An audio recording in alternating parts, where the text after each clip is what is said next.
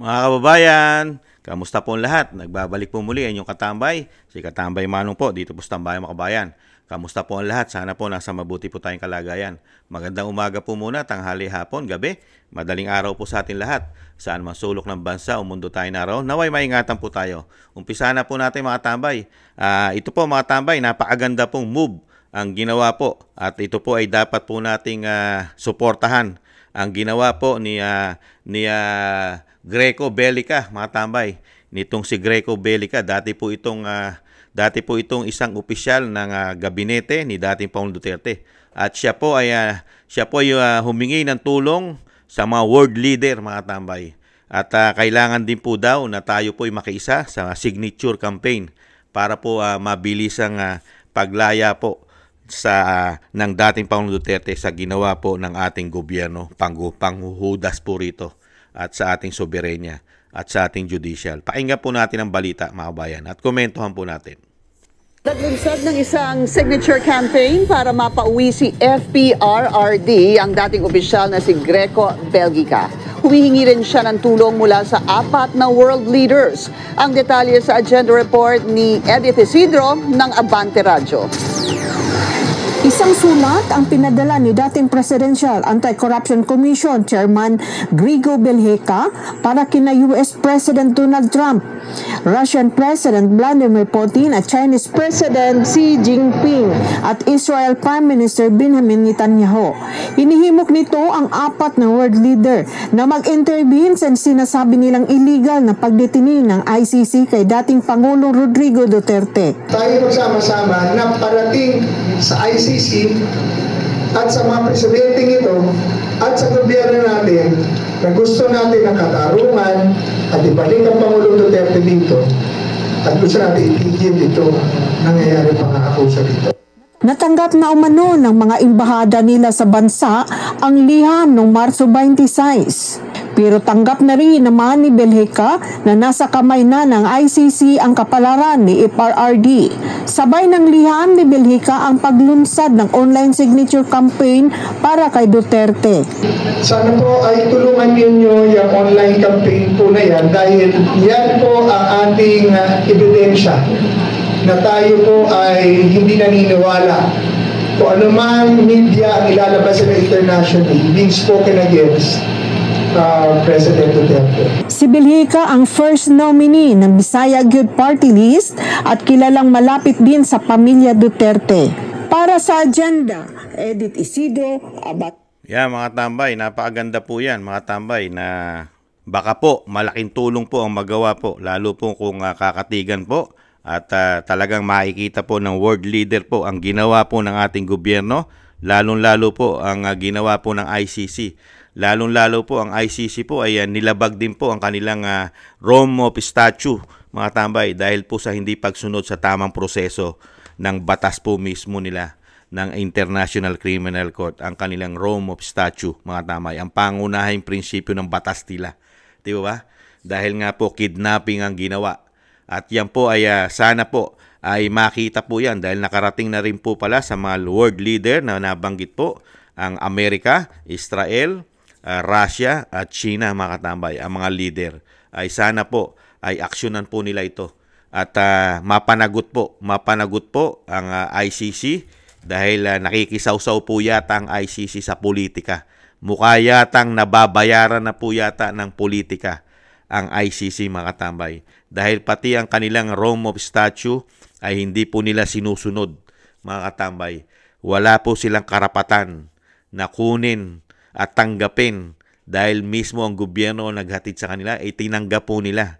May proseso po ang batas nila, pero tinanggap po nila at nililitis pa nila ngayon, mga kabayan. Ibang klase po. Kaya po yung ginawa po rito ng pamahalaan, kasama po ang grupo ng komunista yata, magkakaalyado na po yata sila, mga katambay. Magkakaalyado na po sila sa ginawa po nila sa dating Pangulong Duterte. Nagkaroon po ng sabuatan, mga kabayan. Di ba? Sabuatan po Pati po ang gobyerno, magkakasama na po. Nagsabuatan po, kasama po yata, magkakaalyado na po yata ang grupo ng komunista sa ating bansa. Nagtulong-tulong po yata sila. Dahil nga sa nakikita po natin, komento na inyong likod, Pati po yata ang ICC ay miyembro po yata ng komunista po yata ito. Mga kabayan, bakit ko nasabi? Mas tiningnan po nila yung war on drugs na biktima nito. Pero hindi po nila tinitingnan yung nangyayari sa ating bansa na mahigit 50 years na nasaan ang crimes against humanity. Mahigit 50 years na chinutsugi ng mga NPA. Ginugurgor. Nasaan ang ICC dyan? Mahigit 50 years na. Nasaan po ang human rights? Nasaan ang crimes against humanity ng mga biktima, ng mga pamilya, ng mga kasundaluhan, pamilya ng kapulisan, pamilya ng mga ordinaryong Pilipino, mga kabataan? Nasaan po? Wala. Kaya nga po nagtataka po tayo. Ang ICC po yata ay para lang sa mga masasama. Pagka mabubuti, hindi sila pwede. Ganun kaya? Ito po. Yan po ang may utak yata ng lahat, mga tambay. Isa po yan sa may utak sa nangyari po. Pagtataksil po sa ating soberenya, pagtataksil po sa ating judicial, at pagtataksil po at paghuhudas sa isang Pilipino na ginawa pong hayop na pinamigay sa banyaga. Mga kababayan, siya po ang commander-in-chief natin. At ito po ang mga kasama ng ICC lawyer, mga tambay. Ito po. Yan po. Yan po ang isang ICC lawyer daw po. Nagigil. Mga kababayan, gigil po yan sa dating Pangulong Duterte. Kaya nga po ang tanong ni Kamanong dyan sa tao na yan, sa kay attorney, nasaan naman kaya? Ipagtatanggol naman kaya nitong attorney na ito para magkaroon ng human rights, magkaroon man lang ng katarungan ang mga pinatay, mga ginurgor, chinugi ng NPA at chinugi ng mga lulong sa pulboron, mga addictus, ang mga ginahasa at chinugi pa ng mga ito. Nasaan kaya ang human rights noon? Kaya nagtataka rin po tayo kay Pangulong Marcos mga kabayan. Yung trabaho ng Pangulo na maging mapayapa ang bansa, siya po isang Pangulo. Hindi po yata alam ng isang Pangulo ng bansa. Pagka sobrang lala na. Dahil nung pumasok po siya, ay hindi na po sobrang lala ng problema ng bansa. Di po ba? Real talk po. Real talk. Bago po natin ituloy, ito pa po yung isa. Yung PCO. Yung USEC ng PCO. Grabe din po ito, mga tambay. Marami rin po nagtatanong ng mga Pilipino. Kasapi rin po kaya ito na makakaliwa? Nagtatanong lang po tayo. Yan po, grabe din po yan. Puro Duterte po ang inaatake rin po yata niyan. Grabe po. Kapatid kaya ni Franz Castro yan, mga tambay, ng grupo ng Makabayang Black. Nagtatanong lang po si Kamanong. Yun nga po yung ituloy po natin. Yung nangyari po sa Pangulong Marcos. Nung panahon niya po, ngayong pumasok siya 2022, naging maayos na po lahat kontrolado na po ang sitwasyon. Mababa na po ang bilang ng gumagamit ng droga. Di ba? Totoo po yun. Mababa na po. Mababa na rin po ang crime rate sa buong bansa. Mababa na rin po ang korupsyon. Pati po mga politiko ay takot na po mag-corrupt. Mapakalit na porsyento na po. At napakalit na po ng porsyento ng mga smuggler sa ating bansa. Pati po ang mga opisina, ahensya ng gobyerno, ay maliit na po ang porsyento ng korupsyon. Lalo-lalo ang custom. Di ba? Diyan po lagana pero nakontrol po ni dating Pangulong Duterte yan. Di ba? At napakarami pang ahensya natin, pati BIR. Di ba? Kaya po, napakaliit na po ng porsyento ng problema niya nung pumasok siya. Hindi katulad ni dating Pangulong Duterte. Nung pumasok si dating Pangulong Duterte, noong 2016, grabe kalaki ng problema ng Pilipinas, lalo-lalo sa bisyo na droga. At nahandyan pa ang napakataas na volume ng krimen. Nahandyan pa ang mga terorista. Napakalakas pa ng grupo ng CPP and PNDF nung panahon na yon. Di po ba? Siya lang ang gumawa ng paraan. Tinutukan niya ito para maging maayos ang bansa. Di po ba naging maayos? Kung hindi nga lang po nagkaroon ng pandemya, napakaganda na po ng bansa. Napakarami pong pumapasok na mga investor. Na maraming namumuhunan sa ating bansa. Nagawa na dating Pangulong Duterte yun na maging maayos. Pero, ano po ang ginawa ng presidente natin ngayon? Ibinalik po yata lahat yung pinaghirapan ng 6 na taon. Nakita po natin ngayon, yung napakaliit na ng volume at gumagamit ng droga, ngayon po, talamak na talamak. Yung krimen, yung grupo ng CPP-NPA, ngayon po, lumalakas na naman. Dumarami na naman ang krimen. Ang korupsyon, lumala po ngayon. Grabe po. Di po ba? Pati po ang mga smuggler. Grabe po ngayon. Hindi na lumala na, hindi pa nahuhuli. At kamusta na po ang custom, BIR? Kamusta na po kaya? Ikumpara po natin sa panahon ni dating Pangulong Duterte. At kamusta na rin po ang airport natin ngayon? Ang airport po natin sa panahon ni dating Pangulong Duterte ay nawala na po sa pagiging worst airport. Ngayon po, bumalik na naman po sa pagiging worst airport ang ating bansa. Ganyan po katindi. Ngayon, merong isang presidente na gumawa nito na hindi naman niya ginagawa. Hindi niya ginagawa yung trabaho niya bilang Pangulo na alagaan mo, ingatan mo ang mamamayang Pilipino. Ang mamamayang Pilipino, ingatan mo sa masasama. Ingatan mo, trabaho ng Pangulo yan. Na protektahan mo ang iyong mamamayan ng iyong bansa sa masasama. Di ba? Sa droga, sa krimen, sa terorista. Di ba? Sa mga addictus. Protektahan mo, Pangulo ka. Pero ngayon, kasama mo lahat, di umano. Nahandyan sa tabi mo.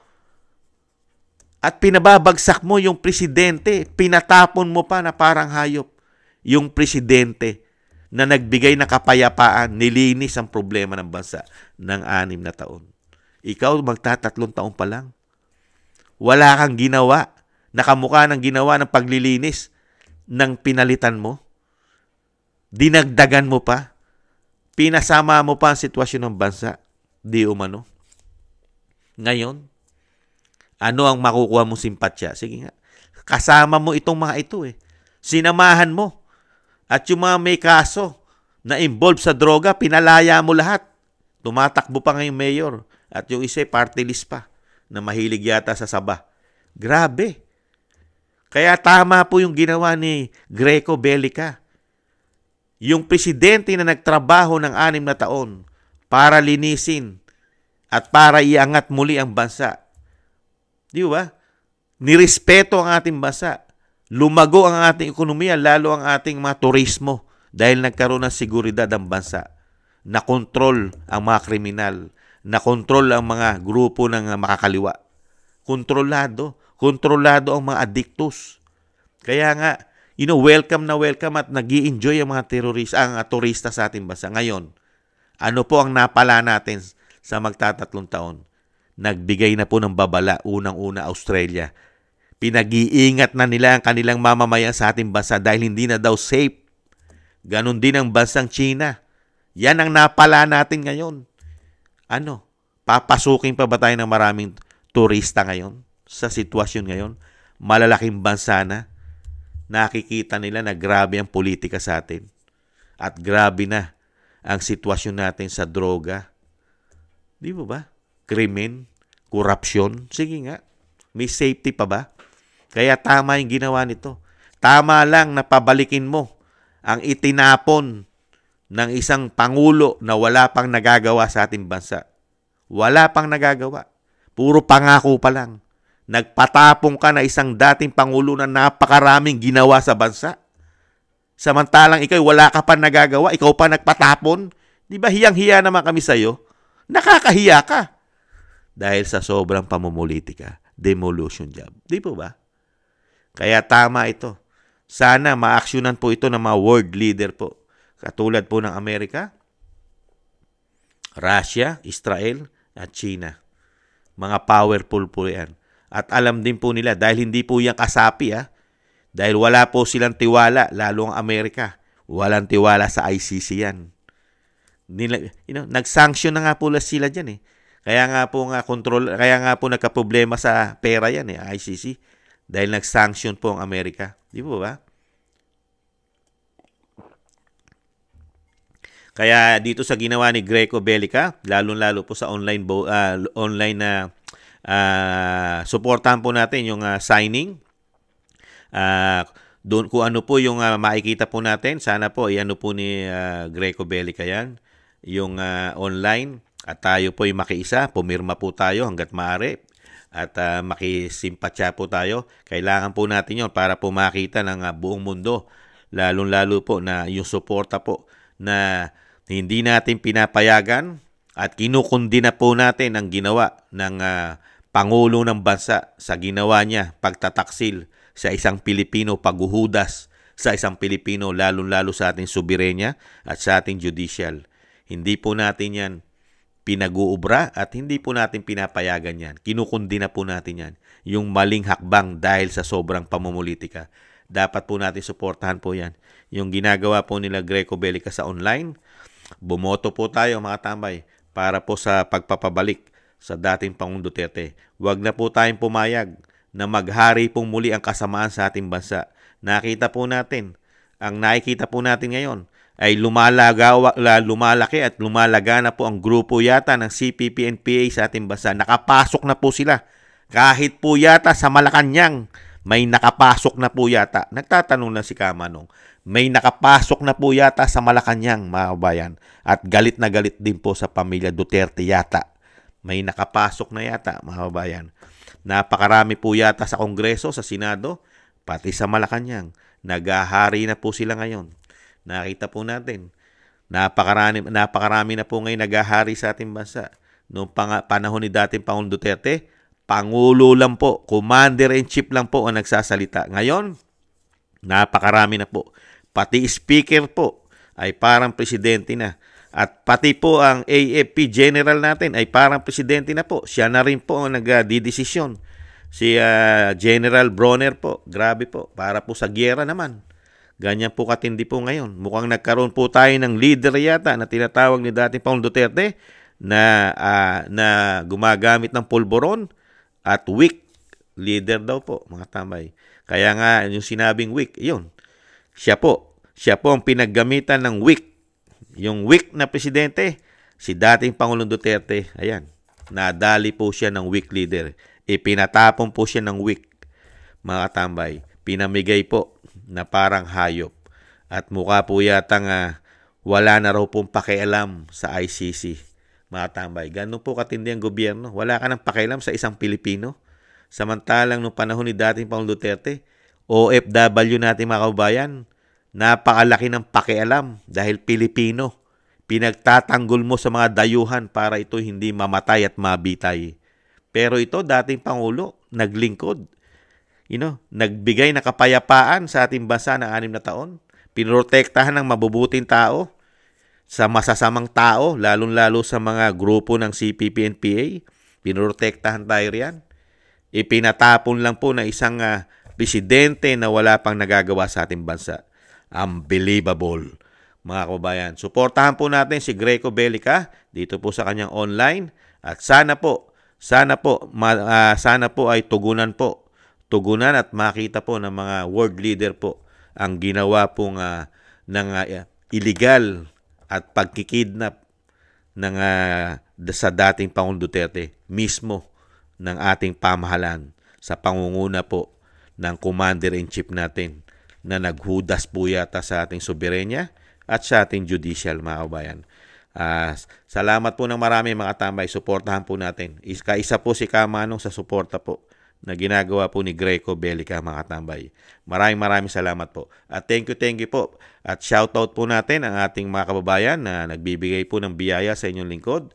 At maraming salamat po sa pangunguna po, siyempre po, nila Gina Ray, Solid DDS ng Berlin, Germany, Kingston, 123 ng Hong Kong, Jake Yahut ng California, USA, Jasmine Channel, Telma Pasawa, Dan Rivero ng Anchorage, Alaska, Bon Rosales ng France, John Sarip ng Amsterdam, Holland, Jonah Banks ng Milwaukee, Wisconsin, USA, Julieta Celona ng Australia, Sydney, Australia, Ma'am LB Sermani ng North Miami, Florida, USA, Grace Obet ng California, USA, Michelle Del Valle ng New Zealand, Sara Nakamura ng Japan, Milencio Bandibas ng Jeddah, Arabia, Trojanta ng Korea, Lopez Ibina ng Saitama, Japan, Librado Reyes ng California, USA, Danilo Vasan Jr. ng Jubail, Saudi Arabia, Roberto Papa, United Kingdom, 29, Narciso Esteban, Reynaldo Pexon, June De Jesus, Lee Chen, Ana Santos, Bon Rosales, Benjamin Garduque,